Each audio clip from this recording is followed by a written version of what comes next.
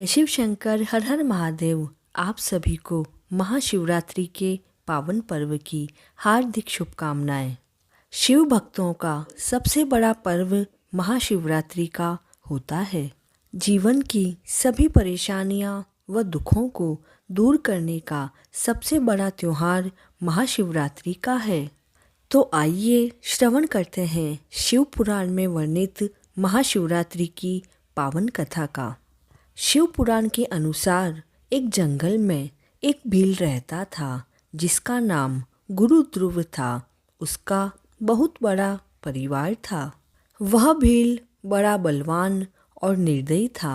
वह रोजाना वन में जाकर हिरण व अन्य जानवरों को मारता व वहीं रहकर अलग अलग तरह की चोरियां भी किया करता था। उसने अपने जीवन में कभी कोई शुभ कार्य नहीं किया। इस तरह वन में रहकर उस पापात्मा भील का बहुत सा समय व्यतीत हो गया। एक दिन महाशिवरात्रि का पावन पर्व आया, किंतु वह निर्दयी भील घने जंगल में रहने वाला इस व्रत के बारे में नहीं जानता था। उस दिन उस भील के माता पिता व पत्नी भूख से व्याकुल होकर उससे खाना मांगने लगे। उनके बार बार भोजन मांगने पर वह भील धनुष उठाकर जंगल की तरफ चल दिया और हिरणों के शिकार के लिए पूरे जंगल में घूमता रहा। देवयोग से उसे उस दिन कुछ भी प्राप्त नहीं हुआ और सूर्यास्त हो गया। इस कारण वह बड़ा दुखी हुआ। उसने सोचा, अब मैं क्या करूं और कहाँ से भोजन की व्यवस्था करूं। आज तो कुछ नहीं मिला। घर पर सभी भोजन की प्रतीक्षा कर रहे होंगे। अब बिना भोजन के तो मैं घर नहीं जा सकता हूँ। ऐसा सोचकर वह शिकारी एक तालाब के पास पहुँच गया। वहाँ पानी में उतरने का घाट था।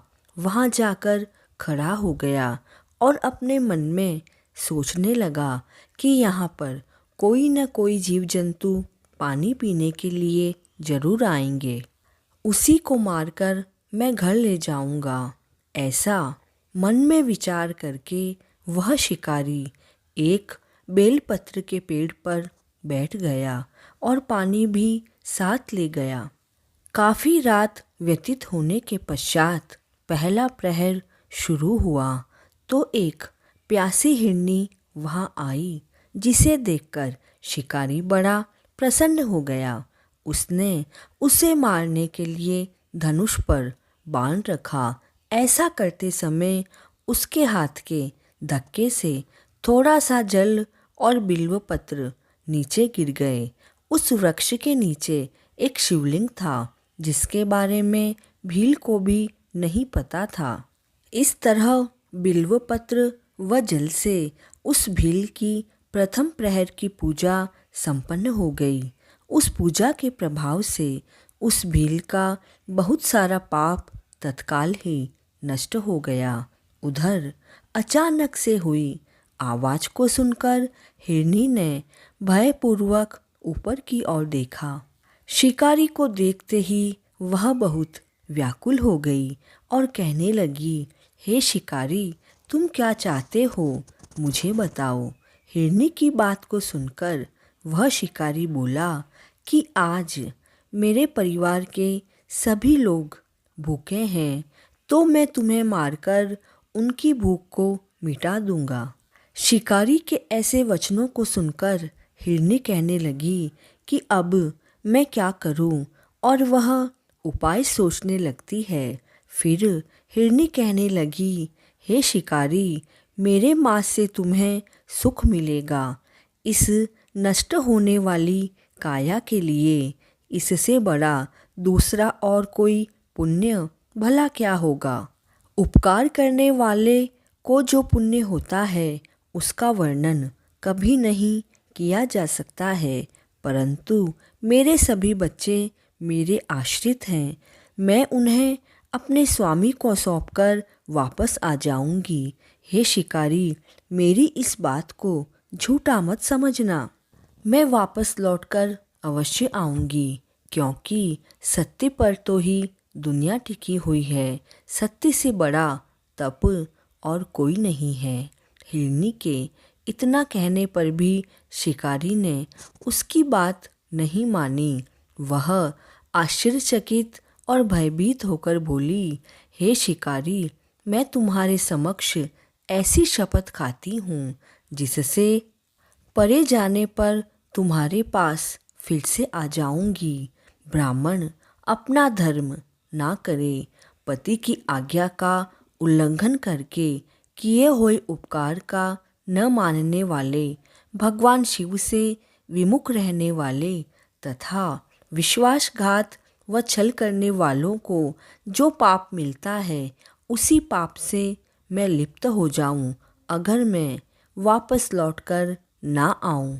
इस तरह की शपथ खाकर हिरनी मौन होकर खड़ी हो गई।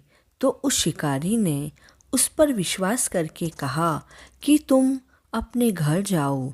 अब हिरनी खुश होकर पानी पीकर अपने आश्रम पहुंची।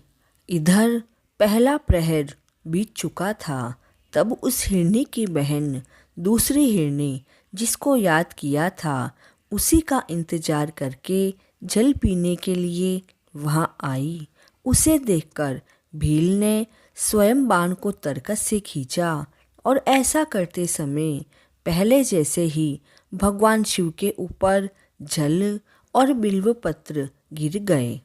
उस भील द्वारा भगवान शिव की दूसरे प्रहर की पूजा भी पूर्ण हो गई और यह केवल अनजाने में ही हुई थी, तो भी यह शिकारी के लिए बड़ी सुखदायी हो गई थी। इधर हिरनी ने उसे बाण को खींचते हुए देखकर पूछा, हे शिकारी, तुम यह क्या कर रहे हो?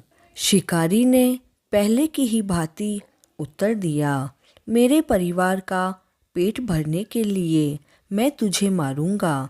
यह सुनकर हिरनी बोली, मेरा देह को धारण करना आज तो सफल हो गया लगता है, क्योंकि इस नश्वर शरीर के द्वारा उपकार होगा, लेकिन मेरे छोटे छोटे बच्चे घर पर हैं। मैं एक बार घर जाकर अपने स्वामी को सौंप दूं, फिर तुम्हारे पास वापस आ जाऊंगी।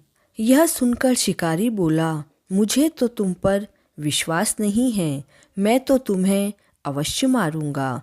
यह सुनकर हिरनी भगवान विष्णु की शपथ खाती हुई बोली, शिकारी, जो मैं कहती हूँ उसे ध्यान से सुनो। यदि मैं लौटकर ना आऊं तो मेरा सारा पुण्य हार जाऊं। वचन देकर जो पलट जाता है वह अपने पुण्य को हार जाता है। जो व्यक्ति अपनी पत्नी को त्याग कर किसी और के पास जाता है, भगवान विष्णु का भक्त होकर शिव निंदा करता है, ऐसे लोगों को जो पाप लगता है वह पाप मुझे लगे यदि मैं लौटकर वापस ना आऊं। तब शिकारी ने कहा, जाओ। तब हिरनी फुर्ती से जल पीकर हर्ष के साथ आश्रम पर गई और इतने में दूसरा प्रहर भी शिकारी के जगने के कारण पूर्ण हो गया। इधर तीसरा प्रहर शुरू हो गया और हिरनी के लौटने में बहुत ही विलंब हो गया। अब तो शिकारी उसकी तलाश करने लगा। इतने में ही उसने जल के मार्ग में एक हिरण को देखा। वह तो बड़ा हष्टपुष्ट था और शिकारी बड़ा खुश हुआ। वह धनुष पर बाण चढ़ाकर मारने के लिए तैयार हो गया। ऐसा करते समय उसके प्रारब्धवश कुछ जल और बिल्व पत्र फिर से शिवलिंग पर जा गिरे। उससे उसके सौभाग्य से भगवान शिव की तीसरे प्रहर की पूजा भी संपन्न हो गई। इस तरह प्रभु भोलेनाथ ने अपनी दया दिखाई व पत्तों की आवाज़ से हिरण ने शिकारी को देखा और पूछा कि क्या करते हो? तो शिकारी ने उत्तर दिया, मैं अपने परिवार को भोजन देने के लिए तुम्हारा वध करूँगा। शिकारी की ऐसी बात को सुनकर हिरण बड़ा प्रसन्न हुआ और तुरंत ही बोला, मैं धन्य हूँ कि मेरा हष्ट-पुष्ट शरीर होना सफल हुआ, क्योंकि मेरे शरीर से आप लोगों को तृप्ति होगी, जिसका शरीर दूसरे के कार्य में नहीं आता, अर्थात परोपकार के कार्य में नहीं आता, और जो शक्तिशाली होते हुए भी किसी की कभी मदद नहीं करता, उसकी वह सामर्थ्य व्यर्थ ही तो है। परलोक में वह व्यक्ति नरक को प्राप्त करता है। परंतु एक बार मुझे जाने दो, मेरे बच्चों को उनकी माँ के हाथ में सौंपकर और उन्हें धीरज बंधाकर यहाँ लौट आऊँगा। उसके ऐसा कहने पर शिकारी को बड़ा आश्चर्य हुआ। उसका हृदय शुद्ध हुआ। वह उस शिकारी के सारे पाप नष्ट हो चुके थे। उसने हिरण से कहा, जो भी यहाँ आए वे सभी तुम्हारी तरह बातें बनाकर वापस चले गए, किंतु कोई भी अभी तक वापस नहीं लौटा। हे हिरण, तुम भी इस समय संकट में हो, इसलिए झूठ बोल कर चले जाओ, फिर आज मेरा जीवन निर्वाह भला कैसे होगा। शिकारी की इस बात को सुनकर हिरण बोला, हे शिकारी, मैं जो कुछ भी कह रहा हूँ उसे सुनो। मेरी कोई बात झूठ नहीं है। पूरा ब्रह्मांड सत्य पर टिका है, और जो भी झूठ बोलता है उसका पुण्यफल उसी समय खत्म हो जाता है। और फिर तुम मेरी प्रतिज्ञा सुनो।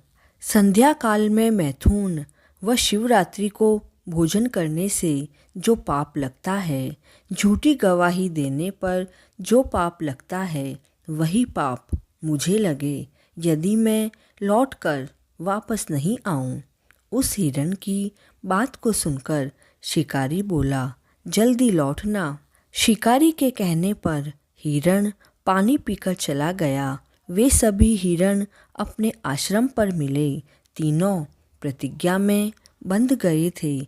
तीनों आपस में एक दूसरे को अपना वृत्तांत सुना रहे थे। सत्य में बंधे होने के कारण उन्होंने सोचा कि उन्हें वहाँ जरूर जाना चाहिए। इसके बाद तीनों जाने के लिए रवाना हो गए।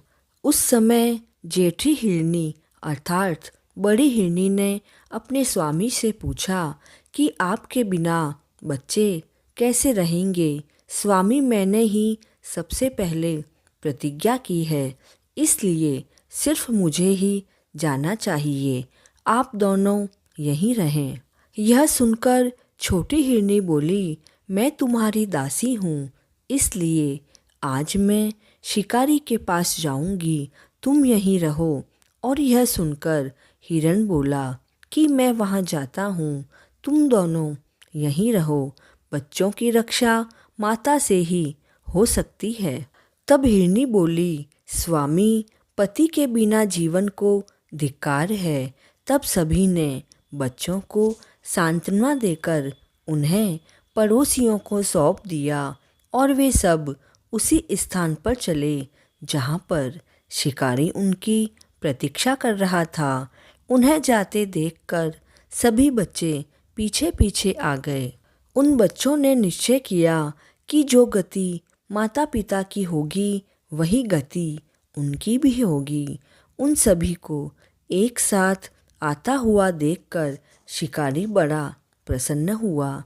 उसने धनुष पर बाण रखा तो उस समय पुनः बिल्वपत्र व जल फिर से भगवान शिव पर गिरा, तो इससे चौथे प्रहर की पूजा भी पूर्ण हो गई।